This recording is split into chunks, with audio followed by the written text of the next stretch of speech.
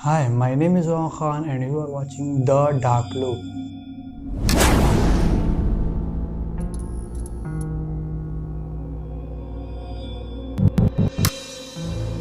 आज का topic एनेलिजे Michel.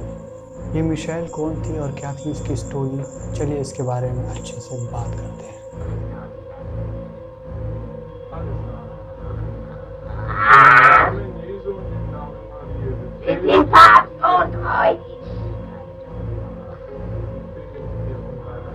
Alles zu sagen,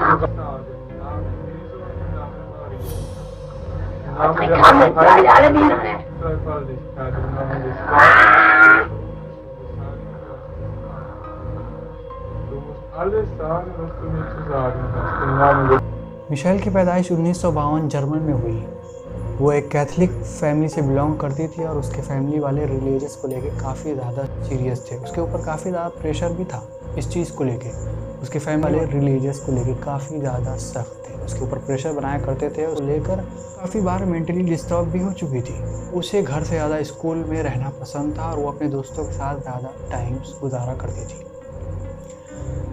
बात तब ख़राब होती है जब 16 साल की उम्र में वो स्कूल के अंदर बेहोश पड़ जाती है और अजीब अजीब तरीके से बिहेव करने लगती है। उसके हाथ पैर अकड़ जाते हैं, उसके नसें टाइट होने लगती है, उसके हाथ की हड्डियाँ मुड़ने लगती है। इतनी बुरी कंडीशन हो जाती है उसके साथ।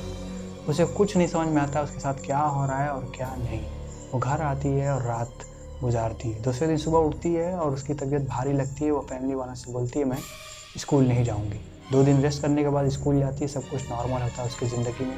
फिर से वो अपनी लाइफ जीने लगती है। 1 साल के बाद फिर ऐसा ही अटैक होता है उसके साथ। फिर वो घबरा जाती है और सोचने पे मजबूर हो जाती है ये मेरे साथ क्या हो रहा है और क्यों हो रहा है। क्या ये मेरी कोई गुनाह की सज़ा है यार, क्या चीज़ है जो मुझे इतना परेशान कर रही है। जब डॉक्टर के पास उसे ले जाया गया तो वो बताने लगी मुझे ऐसा लगता है कोई मुझे बुला रहा है पीछे से। उसे हाथ पैर अकड़ने लगते हैं और उसकी नसें टाइट होने लगती हैं। इतनी बुरी कंडीशन थी उसके साथ। फिर से सब कुछ नॉर्मल होता है और वो अपनी ज़िंदगी जीने लगती है, अपनी लाइफ जीने लगती है। घर से ज़्यादा स्कूलों में रहा करती है और दोस्तों के साथ रहा करती है। पर उसके घर वाले बहुत ज़्यादा ही प्रेशर डालने लगे थे उसको रिलीजियस को लेके। हर चीज़ में वो रिलीजियस अपना लाते थे। इस चीज़ को लेके वो बहुत ज़्यादा खफा रहती थी अपने फैमिली से और अपने मॉम डैड से। बात तब बिगड़ती है जब 1970 में उसको टीबी हो जाती है। उसके फैमिली वाले उसे डॉक्टर के पास ले जाते हैं, डॉक्टर देखते हैं और टीबी की इलाज चलती है।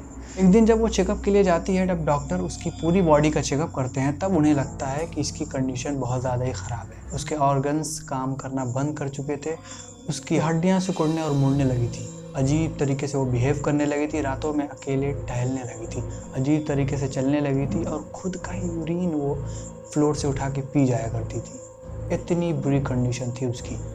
उसकी मॉम डैड का ये मानना था इसके अंदर काफ़ी सारे शैतानों का आत्मा है और वो रिलीजियस पे बिलीव करते थे, तो वो मेडिकल पे ज़्यादा ध्यान नहीं देते थे। वो उसे चर्च ले जाना स्टार्ट कर दिए। वो चर्च में जाती, चिल्लाने लगती है और ज़ोर ज़ोर से शोर मचाने लगती।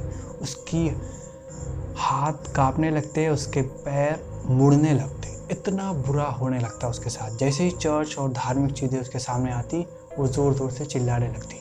फिर भी ज़बरदस्ती उसके फैमिली वाले उसे चर्च ले जाते और उसे बांध देते। पादरियों ने ये बताया कि इसके अंदर काफ़ी सारे आत्मा हैं। वो लोग तो ये भी बोलने लगे इसके अंदर 6 अलग अलग लोगों की आत्माएं, इसे मेडिकल की नहीं बल्कि चर्च और पादरियों की ज़रूरत है। उसके मॉम डैड इन सब चीज़ों पे बिलीव करते थे, तो उन्हें इस चीज़ पे यकीन था कि पादरी हमें ठीक कर देंगे। वो पादरियों के पास रोज़ उसे ले जाते और उसके लिए एग्जॉर्सिज्म का प्रोसेस चालू हो चुका था। रोज़ उसके साथ एग्जॉर्सिज्म होता और वो अजीब तरीके से टूटती चली आती। वो खाना खाना छोड़ चुकी थी और घर में किसी से बात करना छोड़ चुकी थी। वो अकेले रहती थी, वो कीड़े मकोड़े खाने लगी थी। ये चीज़ थी उसके साथ। बात आगे बढ़ती गई और बहुत ज़्यादा ही ख़राब होने लगी। वो बोलना छोड़ दी और हरकतें करना छोड़ दी। ऐसा लगता था कि उसकी पूरी बॉडी से जान निकल चुकी है। कुछ दिन के बाद ये पता चलता है कि 1976 में उसकी डेथ हो जाती है। वो इस दुनिया को छोड़कर चली जाती है। फिर बाद में उसकी ऑटोप्सी करवाई जाती है, तो ये रिपोर्ट आता है कि उसकी हड्डियाँ टूट चुकी थी, उसकी सारी हड्डियाँ मुड़ चुकी थी, बिल्कुल चूर हो चुकी थी।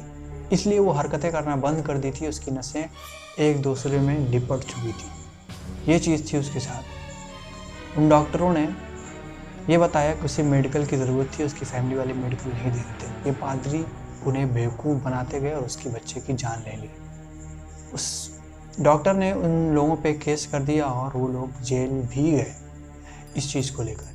तो ये थी स्टोरी एनालिजे मिशेल की। काफ़ी ख़तरनाक स्टोरी थी। लोग आज भी हैरत खाते हैं इन चीज़ों को लेकर कि उसकी फैमिली वाले अगर मेडिकल पे ध्यान देते तो शायद वो बच जाती। तो बस यही थी स्टोरी।